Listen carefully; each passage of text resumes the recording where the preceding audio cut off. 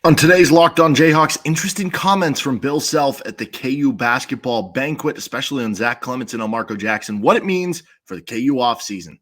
You are Locked On Jayhawks, your daily podcast on the Kansas Jayhawks, part of the Locked On Podcast Network, your team every day.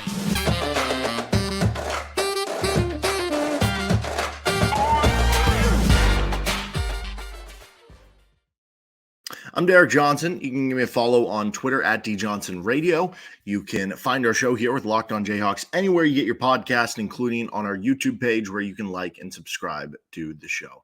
And on today's edition of Locked On Jayhawks, we have some takeaways from the KU basketball banquet, comments from Bill Self, specifically talking about Zach Clemence and Elmarko Jackson, and how those comments could possibly impact the offseason. Also, some other bits of note I thought of interesting stuff that came out from the banquet for KU basketball and how it pertains to the team and the offseason ahead for KU. First, this episode of the show is brought to you by LinkedIn Jobs. These days, every new potential hire can feel like a high-stakes wager for your small business. That's why you want to be 100% certain that you have the right candidates for the job, and LinkedIn helps you find the right people for your team faster and free. Post your job for free at linkedin.com/lockedoncollege. Terms and conditions apply.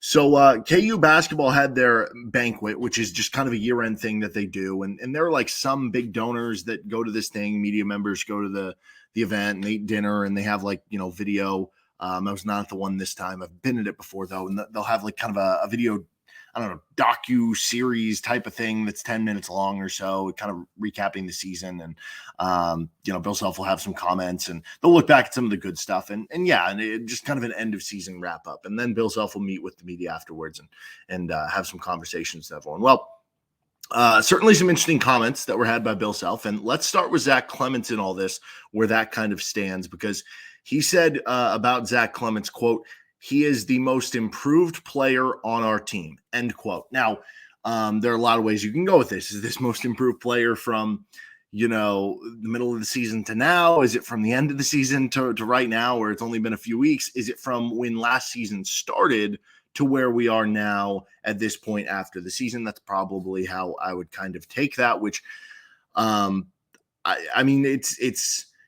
it's one thing to look at and say, oh, Kevin McCullough went from like a 11 point per game guy to like a 19 point per game guy. But that was last offseason when technically he would have made that improvement, right? So if he's the most improved player on the team, I guess hypothetically is what you're saying. You got to be talking about somebody who could possibly be a rotation player, right? And he said that Clemence's confidence is at an all-time high right now. And I think that is something that's kind of important, because you've seen, if you go look back at the numbers, like the idea of Zach Clemence is a stretch five who can shoot, but he's only shot like 25% from three. He's only shot I think it's like around 50. It might even be below 50% on free throws in his career. You go back to his senior year in high school when he was on the same team as like Grady Dick, and he was shooting like 40% from three. And I know high school line a little bit different. High school games certainly different, but like it doesn't just completely go out the window. So what led to the lack of shooting? Was it a lack of confidence? I don't know. But what does this all mean? Because you do have to kind of decipher some of this stuff. Sometimes coaches will say something to motivate a team or a player in the media when maybe they don't fully mean it. Sometimes a coach could be saying something to try to, bolster maybe a player coming back, right? Like maybe this is Bill Self saying, hey, we want Zach Clemence to come back. And even if we don't know how much he's going to play, because we could have Hunter Dickinson back and we have Florida Badunga coming in, and, KJ might even get some minutes at the five. Like we don't know for sure Zach is going to be a part of the everyday rotation, but we want to have him back because we want to have the opportunity for him to try. I mean, we're not that far removed from a year and a half ago when we were in the offseason and it felt like Zach Clemence was going to be the starting center for KU, and you want to get him to come back. So is there a little bit of that? But could it be that, and could it be truthful for KU? But either way, I think it shows this, because we do know in today's day and age of college basketball that coaches will show players the door if they don't want them back. They'll say, hey, listen, you're going to be buried on the depth chart. You're not going to play. You're better off transferring. And a lot of times the player will say, okay, that's a good point. I'm going to transfer somewhere else and I'm going to get more playing time. Bill Self wouldn't have made those comments if he was trying to show Zach Clemence the door. In fact, this speaks to kind of the opposite there. So it's not that crazy at all that you're talking about a player in Zach Clemence here that it was this past year while he was redshirting, a third-year player who was a former top 50 recruit, top 40-ish recruit in the country, and now he's breaking out in year 3. Like, that happens all of the time. So, even though it was a mixed bag for Zach Clemence in year 1 and year 2, why couldn't that be the case, right? So, I mean, and now you're talking about going into year 4. Yes, why can't he be some sort of an impact player? And what does that improved Zach Clemence exactly look like? Is it a Zach Clemence where he's now making shots, right? Because again, the idea of him was to be the stretch 5, but you weren't seeing the results of it. Is it just the results are now coming with what the idea is there? Is it that he is an improved player on the block? Is it he does have an improved post game, that he does have an improved ability to get rebounds and play defense, right? Is it that his improvement is that maybe he has a little more mobility and you could hypothetically play him as a 4? I don't think that's a great idea, but I think there's some fun lineups you could do with KJ Adams and Zach Clemence, where offensively KJ's the 5, Zach Clemence is the 4, and then defensively you basically have Zach Clemence at the 5 and KJ at the 4. So what does the improved version look like? Well, if Hunter Dickinson's back, like, there is going to be kind of a ceiling there because, like I said, I don't think you can really play him at the 4. I mean, we saw KU get beat up with Hunter Dickinson at the 5 on ball screens. Now imagine having a 6'10", not super nimble center type playing the 4. You're going to get killed on ball screen. So to me, he is a backup center, but could he be better than what you had last year with Parker Brown? Yeah, probably. I think there's a good chance that would be the case. Is there a chance he could just beat out Flory Badungo with more experience in the system? Yeah, absolutely.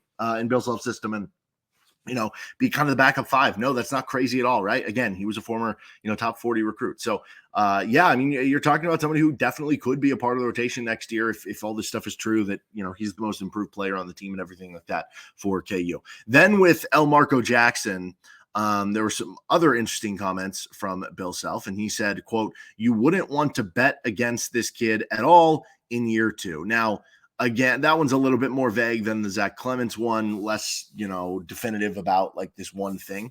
But still, it shows you very much that like they're buying into Elmarko Jackson taking that jump in year 2.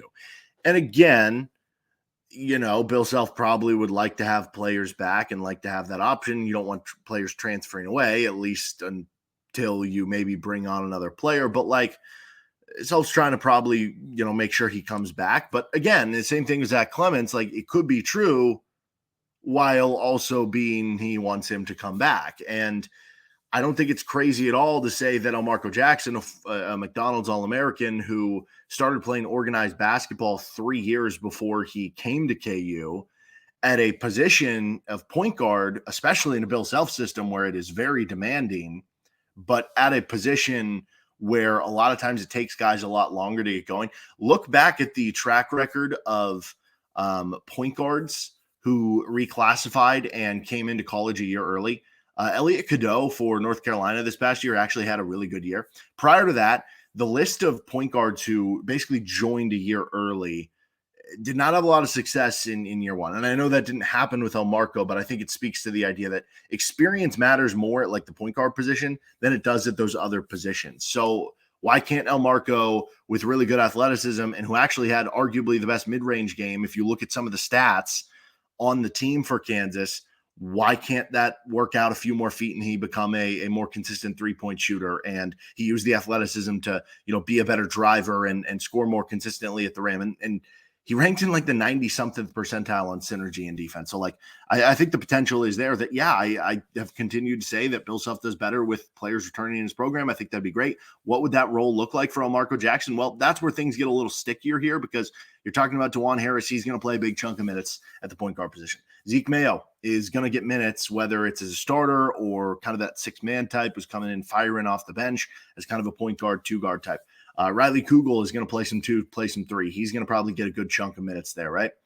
Then you're talking about, okay, well, what happens with LeBaron Philon coming into the program? What happens with Elmarko Jackson coming into the program? I think the more and more this goes, the more you start to wonder, is Kansas going to play a lot of kind of 3-guard lineups? And that's going to allow them to play more of these ball handler types, bigger minutes over the course of the season. But it very well could come down to whoever wins that competition between Elmarko and LeBaron Philon for who's going to be like getting true rotation minutes versus who's kind of getting spot minutes. And I think that becomes very interesting, and also becomes interesting in terms of if Kansas brings on another transfer guard, does Elmarko say, okay, I'm cool staying now, but if you bring on another transfer guard, I'm out of here at that point, right? Like kind of what happened with like Ernest Uday and Zuby Ejiofor, where they're like, yeah, we're sticking through and everything. And then all of a sudden Hunter Dickinson comes and they're like, oh, but now we're reacting to this and we're leaving. I don't know the answer to that. But point being, I do think Bill Self is right. Like, I don't know. Maybe I wouldn't necessarily say that it's guaranteed to happen in year 2, but I do think at some point in Elmarko Jackson's career,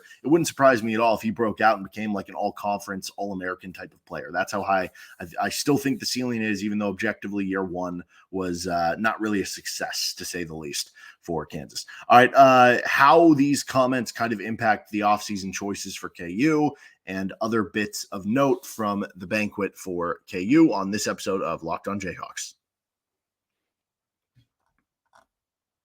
First, this episode of Locked On Jayhawks is brought to you by LinkedIn Jobs. When you're hiring for small businesses, you want to find quality professionals that are right for their role. That's why you have to check out LinkedIn Jobs. LinkedIn Jobs has the tools to help you find the right professionals for your team faster and for free. LinkedIn isn't just another job board. They help you hire professionals you can't find anywhere else. Even those who aren't actively searching for a new job, but it might be open to the perfect role. In a given month, over 70% of LinkedIn users don't visit other leading job sites. So if you're not looking on LinkedIn, you're looking in the wrong place. On LinkedIn, 86% of small businesses get a qualified candidate within 24 hours. Hire professionals like a professional on LinkedIn. Post your job for free at linkedin.com/lockedoncollege. That is linkedin.com/lockedoncollege. Post a job for free. Terms and conditions apply. So how do these comments impact the offseason here for KU? Well, certainly if you're viewing it as a standpoint of how much were they going to be able to go out there and kind of shop on the transfer portal and in the offseason, you're kind of limited in what you can do scholarship-wise, because as we know right now, well, you have basically, when you look at the 3 freshmen coming into the program, the 2 transfers with Zeke Mayo and Riley Kugel coming into the program, and then the other players that you saw, so 5 with the new coming players. You're talking about DeJuan Harris, KJ Adams, who we've already heard from, right? So that brings you up to 7 at that point in time. Still waiting on decisions from Hunter Dickinson and Johnny Furphy, but hypothetically, you might have to account for those. So that would bring you up to possibly 9 scholarship players. Then you are talking about Jamari McDowell. Again, you still have to kind of hear from him, and certainly interesting that we didn't have any of those definitive comments. I don't know, maybe there were some that went through the cracks publicly with Jamari McDowell. But anyway, so there's that. So that would be 10. And then Elmarko Jackson and Zach Clemence would give you 11 and 12. And so Kansas still has to burn away 1 scholarship from the NCAA sanctions over the next 2 years. They can do it this year. They can do it next year, right? They can kind of pick and choose what they want to do. So that does give you a little bit more flexibility here in terms of how you want to handle this offseason.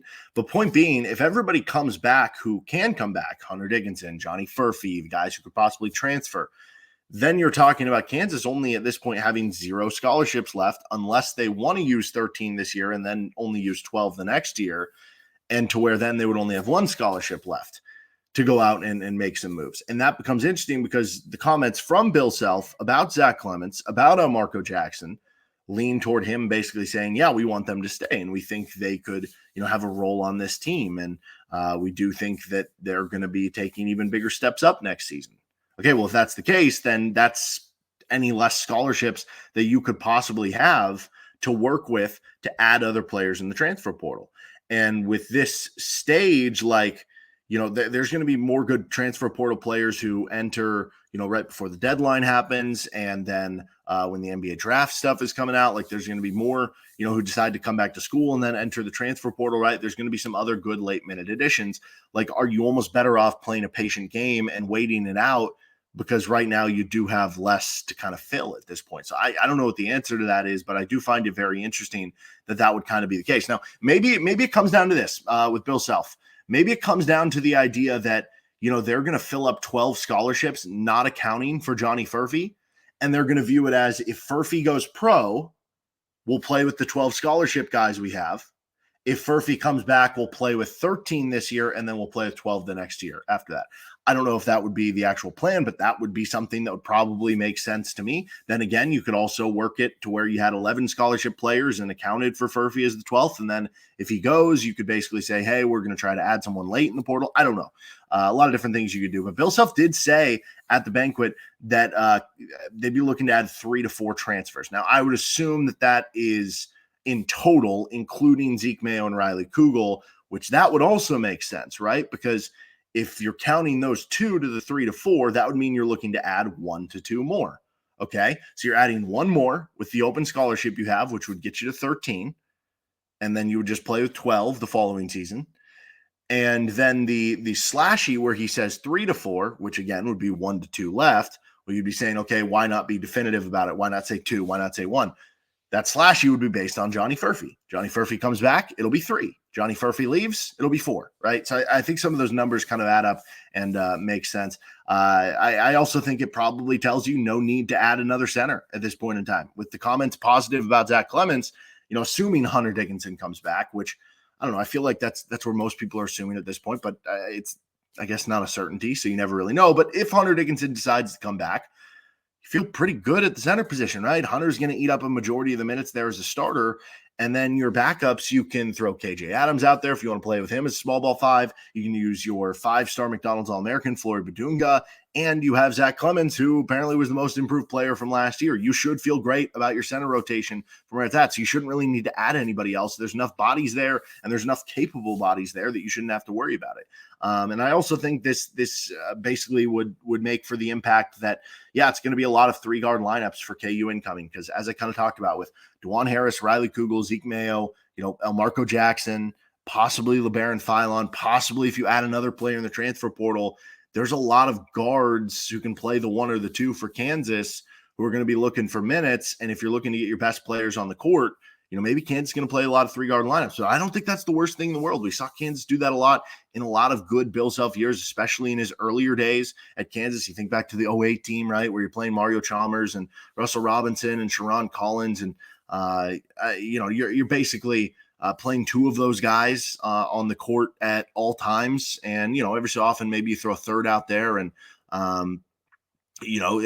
it's just something that I think allows for a lot of quickness, athleticism, and things that Kansas can do. And look at Houston, for instance, this year, right? Houston played 3 small guards next to each other, and they made it work in a really fun, really real way for them. So other bits of note from the banquet for KU. We'll finish up with that on this episode of Locked On Jayhawks. First, this episode is brought to you by FanDuel Sportsbook. It's playoff time in the NBA and the NHL. Baseball's in full swing, and FanDuel is your new place to bet on every game. Right now, new customers get $150 in bonus bets guaranteed. That's $150, win or lose. You can bet on everything from slap shots to home runs to slam dunks, all on an app that is safe, secure, and easy to use. NHL playoffs are always so incredibly fun. So you can get in on that. NBA playoffs, it's fun to you can build a player prop with the stars and 25 plus points for Luka Doncic and Nikola Jokic, and I don't know, just go all European, I guess, Giannis Antetokounmpo, and just have fun with it, right? So you can do that at FanDuel. What are you waiting for? Visit FanDuel.com/lockedon and make your first bet an automatic win. FanDuel, America's #1 sportsbook and official sportsbook partner of the Locked On Network. Some other interesting comments from Bill Self at the banquet. They gave I guess this isn't really a comment. They gave the Mr. Jayhawk award to KJ Adams. And I find that very interesting. Not that it's surprising or anything, because KJ does seem to kind of embody in a lot of ways what you want from a team, just in general. Like a guy who, no matter what you're going to ask of him, year one, you're asking of him to maybe not even play over the course of the game and then come in the last minute of the game after you haven't played for the first 39 and defend your tail off. And he did it. And then in year 2, you're talking about a guy who, okay, we don't really like what we have here at the center position. Hey, could you play center? I know you're only 6'7". Can you make that work? And he made it work as best as he could. And then this year, you're moving positions again. You're going back to the 4. You're trying to play with another big man and Hunter Dickinson and trying to adjust on the fly. It's never really a perfect fit because you don't have the shooting around KJ and Hunter Dickinson to maximize playing those two together necessarily. And you still kind of just do what needs to be done and whatever is asked of you in a real way. And of course, KJ Adams isn't a perfect basketball player, but it's like it's max effort. It's the hustle plays. It's the plays that get the crowd going. It's the fist pumps. It's the care level. He just cares. And that's why I'm never going to have a problem with KJ Adams. And he's honestly like probably my favorite player to watch on the team in a really real way. And I know it's not the perfect fit. And I've talked about this a lot, that playing KJ next to Hunter Dickinson is not the perfect fit. And in an ideal world, maybe you'd only have one of the two. But KJ Adams is the embodiment of, I think, what you're looking for here. And, that's a guy that I think is well deserving of this award and some of the stuff he had to deal with off the court. But I think the summation of all this is, think about how highly Bill Self thinks of KJ Adams, right? So all these conversations you might have, whether it's on social media or message board or whatever, about what is Kansas going to do next season with KJ Adams? And yeah, maybe KJ will be fine only playing 15 minutes per game next season, and they can get these other. That's not going to happen. Bill Self trusts KJ Adams. The guys he trusts get playing time. Now, I do think it actually is a real conversation for KJ not necessarily to be a starter. I think if you were asking me right now, I'd probably lean to the idea that Bill Self, how often do you see a guy not start the next year after he starts? And on top of that, you're talking about the guy who won the Mr. Jayhawk. And again, it goes back to that trust conversation. So if I was making a guess, I'd still put KJ Adams in the starting lineup. And I'd have him be, playing 25-ish minutes per game, something like that. But do I think there is going to be, could he average less minutes per game than last year? Yes, I absolutely think so, because I think the team will be deeper. Could he play a little less, two less basketball instead of it being, 35 minutes of two big basketball this season, this past season? Could it be 20 minutes, 15 minutes of two big basketball next season? Yeah, that could definitely happen here. So I could see the minutes going down. Like, could he come off the bench? Yeah, I do think that is something that probably is a conversation based on what happens in the offseason, what KU adds, how everything fits together. But is KJ Adams not going to be a giant part of the rotation? Is KJ Adams not going to be playing 20-plus minutes per game, 22, 25-plus minutes per game? No, I don't think those are the answers to that. And proof kind of in the pudding there in terms of the trust level with Bill Self, which always is kind of number one on the important factors there. The other part was, and this is just kind of a big quote that Bill Self said, "Our shortcomings this year will be addressed and will be as good as we've ever been in the very, very near future." That feels very similar to, in a different way, the end of the USC loss, where he talked about needing to overhaul the athleticism and stuff. And they didn't totally overhaul the athleticism. Like, you brought back 4 or 5 starters. Kind of the one big addition he made, Remy Martin, like, he was very athletic, because I think when Bill Self talks about that part of it, it's just like quickness and speed. And he did add that, but the rest of the team was pretty much the same. But like, when he's making declarative statements like that, like, obviously it is something that he is putting emphasis on. And I think we'll get Kansas fans very excited. All right, that'll do it for this episode of Locked On Jayhawks. We're going to be back tomorrow for a Rylan Griffin deep dive. He's a transfer from Alabama that certainly would be a nice addition for KU as a sharpshooter. We'll have plenty more episodes this week on Locked On Jayhawks. Make sure you're subscribed anywhere you get your podcast, including on our YouTube page. See you next time with LOJ.